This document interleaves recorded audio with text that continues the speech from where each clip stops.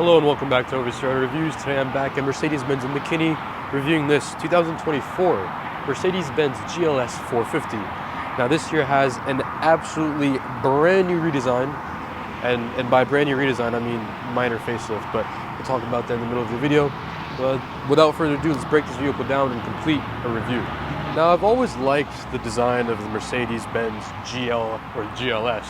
It started off as a GL way back when, up until about 2016, I believe, is when Mercedes went from the brand name change from the GL to the GLS, which is what we have here. It's a brand new one, and by brand new I mean they've changed the grille and they've changed the headlights, and they given the infotainment a slight refresh by fixing some kinks they had in the previous generation MBUX system. But we have this, and honestly I'd say it looks pretty good. This grille has horizontal slots, 4 of them, and it surrounds the Mercedes 3-pointed star relatively well. We also have the same 3-pointed star up above the bigger emblem, which does house the cruise control module for the radar and adaptive cruise control, which is always a nice feature to have, especially in a vehicle that you're going to be cruising around in quite a bit. The Mercedes has been killing it with their lighting, and especially if you get the adaptive lighting package, the lights will turn based on steering input, and that's something that we always like to see. We do have some blank inserts, even though this doesn't have the AMG night package, which is something I like to see, especially on this white color. We have fake grills everywhere, but that's okay because this can easily house our parking sensors, and on a vehicle that of this size and stature, it really is important to make sure that we know where everything is. We have this beautiful lower fascia, which does house a actual legitimate grille to feed this 3-liter turbocharged inline 6, and overall I'd say the front end looks pretty good. It's very bold and muscular. You're gonna have to be getting some looks when you pull into your child's soccer practice game, but then again, you can never go wrong with a Mercedes GLS, especially in the full-size luxury SUV market. I've always had a good standing with the Mercedes GLS, and I think that this is no different from what the GLS has always been. Now, powering this 7,300-pound SUV, we get a 3-liter turbocharged Mercedes-Benz inline 6, which has always been a great motor and always will be a great motor as long as they don't mess it up. Now, this motor produces a casual 375 horsepower and 369 pound-feet of torque. This is all mated to the 9G-tronic 9-speed automatic transmission, and it has the 4MATIC all-wheel drive train. And it also has the aromatic air suspension, which means I can raise and lower the car to my liking. Besides that, this will get you to 60 in around 5.5 seconds, which isn't really bad at all, especially in the segment where you would like a little bit more power, but you don't need too much power. Now, if you did think that this inline 6 doesn't produce as much horsepower as you'd like in your GLS, you can always upgrade to the GLS 580. And that has a 4-liter bi-turbo V8, not hand-built like the AMGs, but again, you do really need that. But that engine produces a lot more power, around 440-ish, I want to say, and gets the car to 60 about a second quicker. So if you did need more power, that option is available to you. I personally think that this motor and platform is a solid starting point, and really you don't need that much more, especially considering that you're not going to be doing too much with this. You're just towing people around. We have the upgraded AMG wheels over here. These are the 5-arm 10-spoke wheels, and my personal choice for this, besides the AMG style multi-spokes, would be these. And I think they just dress up the car very nicely. I wish that they didn't have much of a lip on the wheel itself, but in terms of it being a pretty large wheel, it's pretty good. These are 21-inch wheels, 275 millimeters in width, so these are a decently chunky wheel, and honestly they fit the car really well. I like the fact that these fender flares are actually paint matched to the car. This helps a lot. I don't like that black plastic pieces that a lot of companies are using these days, and I think that's something that sets apart a luxury SUV from those that aren't this well introduced and versed into the segment. Now, the side of the GLS is one of my favorite parts because I think it gives the SUV a really good silhouette. I prefer this silhouette over that of the Q7 and the BMW X7 as well. I just think it looks a little bit more classier, a bit more muscular, more blocky, and that's what I prefer in the SUVs that I drive. Now, just in Mercedes fashion, we have keyless go. I tap the little square sensor on the door locks, and the mirrors fold in. These have cameras on the side for your 3D surround view. Hand in the handle, opens right back up. Beautiful. We don't have the AMG Night package, which means that we still have chrome on the outside. Honestly, I prefer the chrome. I don't really see a need to get black everything out, especially wheels. I think that people should leave wheels in their natural color. We have a running board to help us get up if needed. We also have roof rails to put stuff up there, but it's not like anyone's gonna actually put stuff up there, because who needs to put a kayak on the top of their Mercedes SUV? Beyond me, but if you do need to, we do have roof rails and the harnesses to accompany such roof rails as well.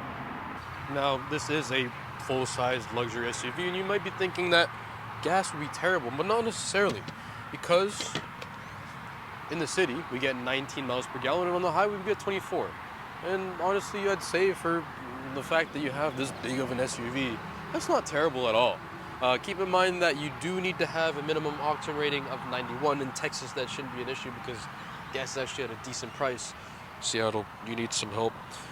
But we also get a little image here telling of what the tire pressure should be when you do fill up the tires with air.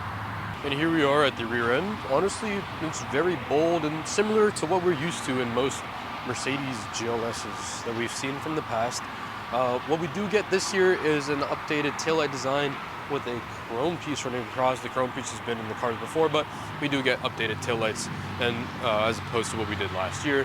Still the same 4MATIC badging and the same GLS450 badging, same Mercedes 3-pointed star, same little chrome trim piece that protects your paint, but really just looks really bad when you scratch up the chrome piece, so it's counterintuitive. But we have that. We have a trailer cover with our tow package. We also get these fake exhausts.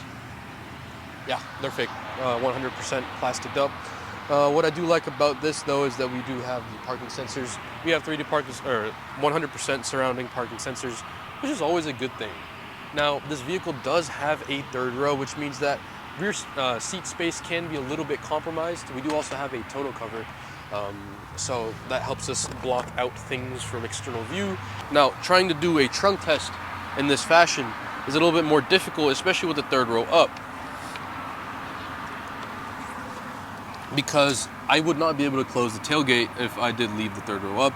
Once I did fold the third row down, then it's pretty easy. Speaking of folding, ow, it will also try to kill you if you get in the trunk, so don't try and do that, because that's bad. Let me show you how to fold these seats down though. All right, back to the regular scheduled program of me not trying to get killed by tailgates. We have the space, the seat options right over here, as well as, because we have air suspension, we can actually drop the rear end down a little bit to help loading and unloading be a lot easier. And I press that button down, you can see the car itself is lowering. It's still going. One eternity later. Here we have stopped. I'd say that's lowered about 3 to 4 inches, so that's relatively decent. Now I can also fold these seats down if I just hold them. Takes a little bit, not as quick as the Escalade, but still it does get the job done. And then I can also fold the left side, which is always nice. Just takes a little bit, which isn't nice, but I guess we all have a trade-off of some sort. And to fold them back up, just hold them. And they come back relatively quickly. Nothing I could complain about, honestly. It's a nice comfort and easy access feature that really isn't anything bad. Tonneau cover just slides out like this, like your regular tonneau cover. You can't really see anything that's in the trunk if you do have this. And you can also change the position to click higher up if you have the third row folded down. All right, getting into the third row, it's not too difficult. There's a red latch right over here on the side of the seat. I pull that down. Or there's also a button to help me do everything automatically. Also moves the front seat, which is nice. Let's have it held. Still holding. Still holding. Goes all the way up, and honestly, that's ample access. Slide in like so, and to pull it back down. So, oh, nope, it does. You just have to wait a lot longer.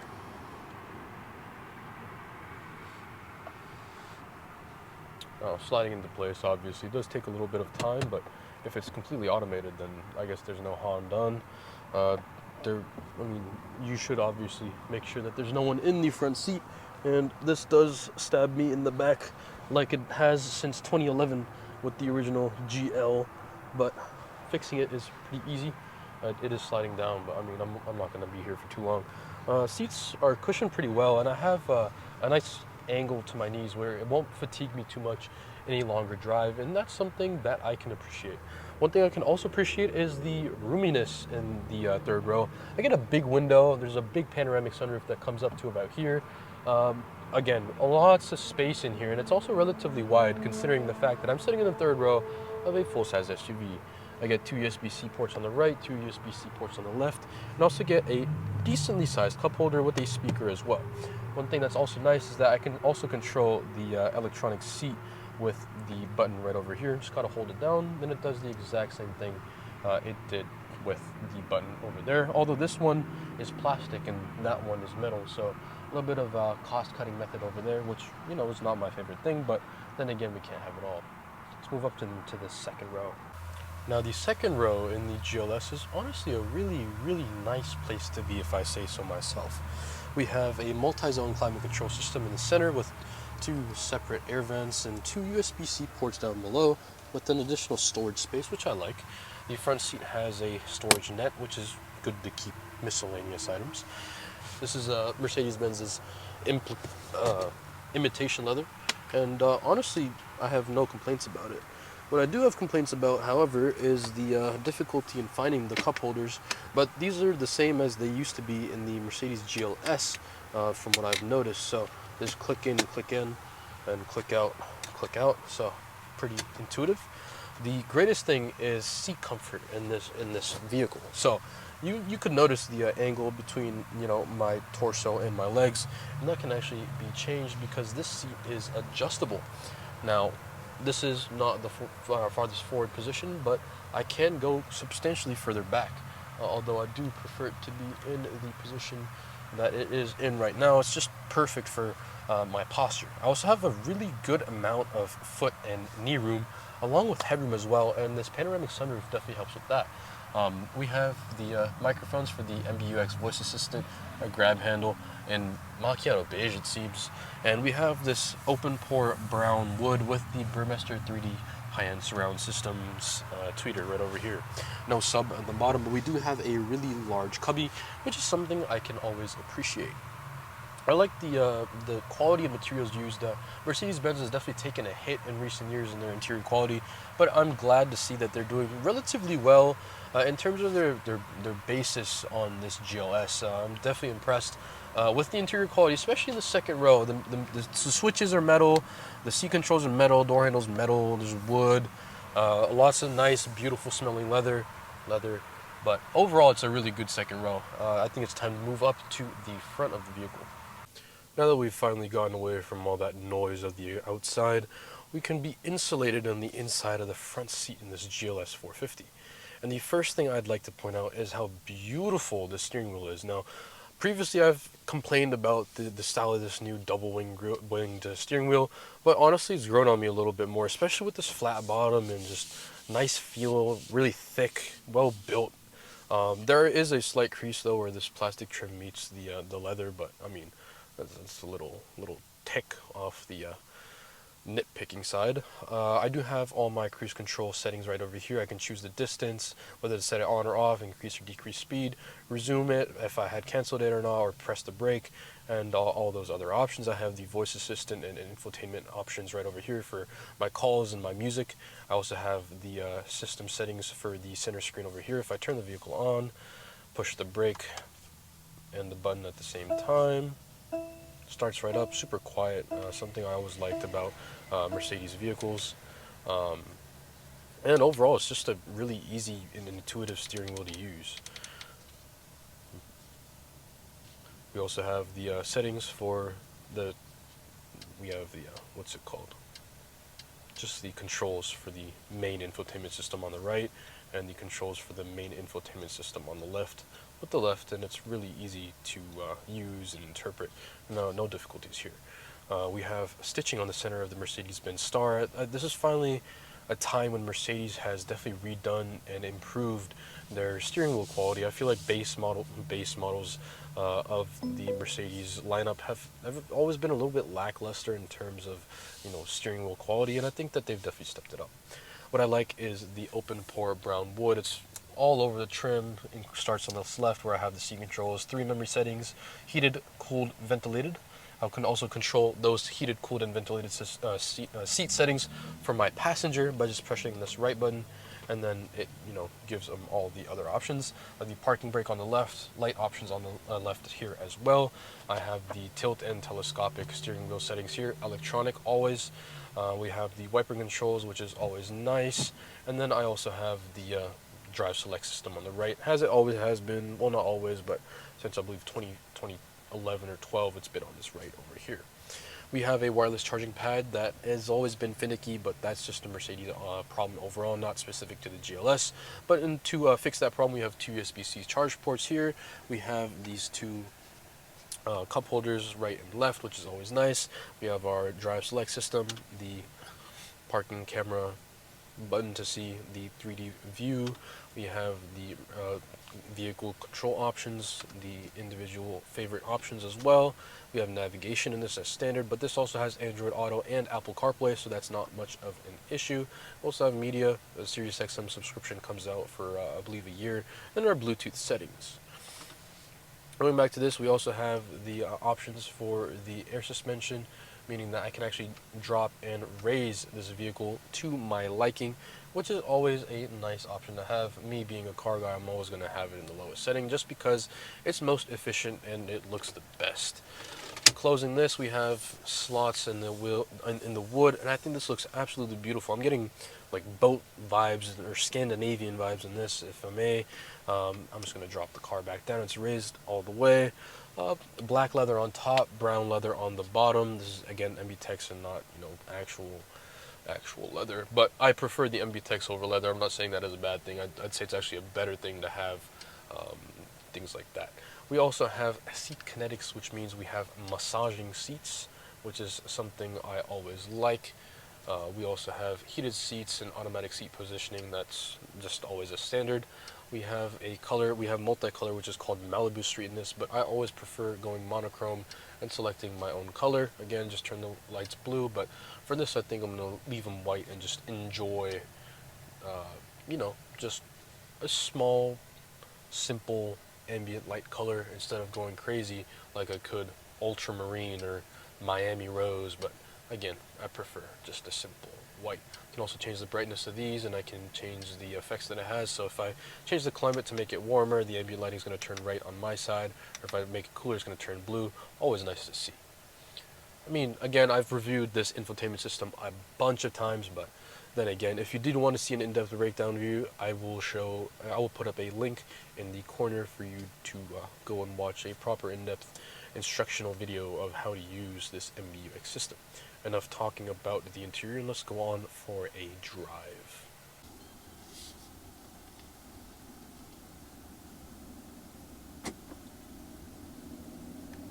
Here we are driving the GLS450, and I've got to say it's a very quiet interior. And I believe that goes to the acoustic dampening package that this vehicle had optioned on it, which decreases external noise from the wind and tires as well as the engine. Although when I do get on a little bit, you do hear that inline 6 starting to rev up, and honestly it's a good sound. Mercedes makes a really, really good inline 6. I will say that in terms of power and reliability, that BMW probably takes the crown on the best inline 6, but I believe that this is a smoother and a little bit more comfort-oriented engine than the B58 that you find in the BMW X7. Now, in terms of the suspension setup, it's very soft, especially in comparison to the GLE. I found that the rebound, dampening, and stiffness is pretty soft, but when I do put it in sport mode, all of that does change. As you can see, I'm doing right now, going from eco to sport, and the steering tightens up, suspension tightens up, and you can see the turning radius is pretty decent on a car that's this long. Otherwise, in terms of driving, this thing drives beautifully. Good power on the low end and high end from that turbocharged inline six. Steering handles really well, super sharp, super precise, something I like about Mercedes. But overall, it's just a really good and comfortable SUV. I could easily haul 7 people in this without any issues. The brakes from the start do feel a little bit mushy, but then again, I did drive other vehicles before this that did have more sharper and accurate braking. These brakes aren't bad by any means. I just wish that they were a little bit more punchier and bit a little bit more on initial push.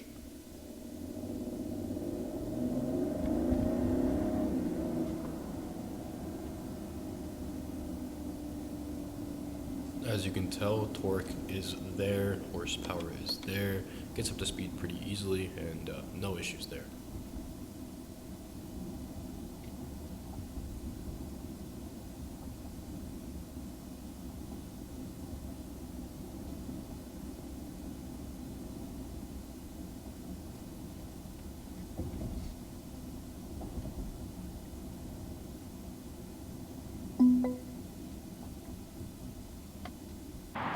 And that is the complete review on the 2024 Mercedes-Benz GLS450. In terms of pricing, this is relatively decent, especially in comparison to what the market is looking like on its competitors. Base price is $87,000, but this one has been spec'd out to around $95,000, and I think that's the sweet spot for this vehicle. It's got all the amenities that the driver needs, that the passenger needs, the second row passengers need, and the third row passenger need, all while also looking really, really good. And I think that you shouldn't spec it out more than this. I'm unsure as to what options you can spec out on this, besides the fact that you can get the AMG appearance package, the night package, and the upgraded wheels. I mean, these are already upgraded, but you can upgrade them even further. I've seen these go for $105,000, and I don't think that you should never spec this car out, a 450, to that extent. I think that if you're gonna spend $105,000, you should get a lower equipped GLS 580, and that is a lot better bang for buck in terms of what you're getting. But for $95,000, the way this thing sits right here, I think this is a perfect buy. I'd take this over a X7 or a Q7 any single day. I think that the GLS has really stood its ground in terms of its standing in the lineup between the three. It's got a solid motor, again, not as powerful as the B58 that the X7 is using. But I would take it over I believe the Q7 starts with either a 4-cylinder or a 3-liter single turbo V6. But I'd take this motor over it. I just prefer its torque curve, its power, its power, what's it called? Its power delivery, as well as the sound. It sounds pretty good, especially when it's under boost. Overall, I'd say it's a solid car. If you really are considering trying to find yourself a full-size luxury SUV, definitely start here and then work your way to the options, and then swing back around to Mercedes Benz McKinney and buy yourself one of these. That's all for today. Thank you very much for watching. Please do consider subscribing, and remember to keep on driving.